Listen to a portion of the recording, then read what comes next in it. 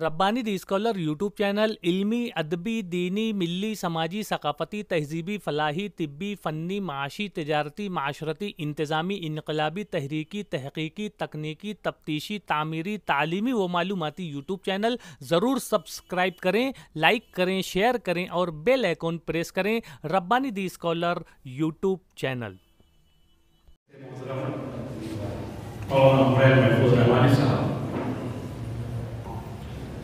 शम्सुल रहमान फारूकी साहब के ताल्लुक़ में जो कुछ कहा उससे कतई नज़र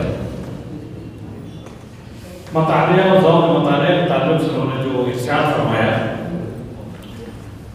मैं समझता हूँ कि इस हॉल में मतालिया करने वालों का शुमार करने वाला मेरे सिवा कोई दूसरा नहीं है।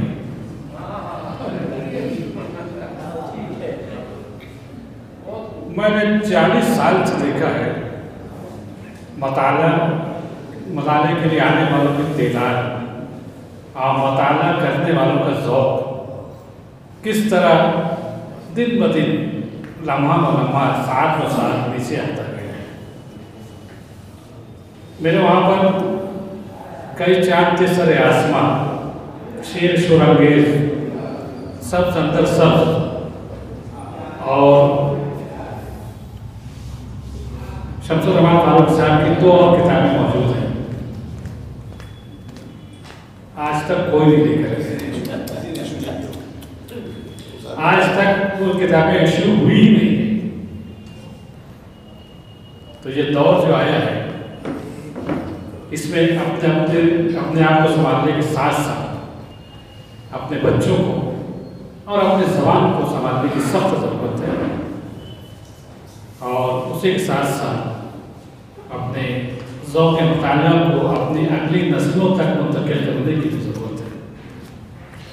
आइए मैं इस प्रोग्राम को आगे बढ़ाऊँ और हमारे शहर की मायानाज शख्सियत और मुल्क के मायानाज शायर और नाज़िर मुशायरा मोहतरम इलियास सिद्दीकी साहब अपनी अदालत में मौजूद, उन्होंने हमारे असर सिद्दीकी साहब यहाँ पर मौजूद हैं। मैं उनसे दरख्वास्त करूँ तशरीफ़ लाएँ और फारूकी साहब के ताल्लुक़ से अपने ख़यालात का इज़हार फरमाएँ। जनाब असर सिद्दीकी साहब।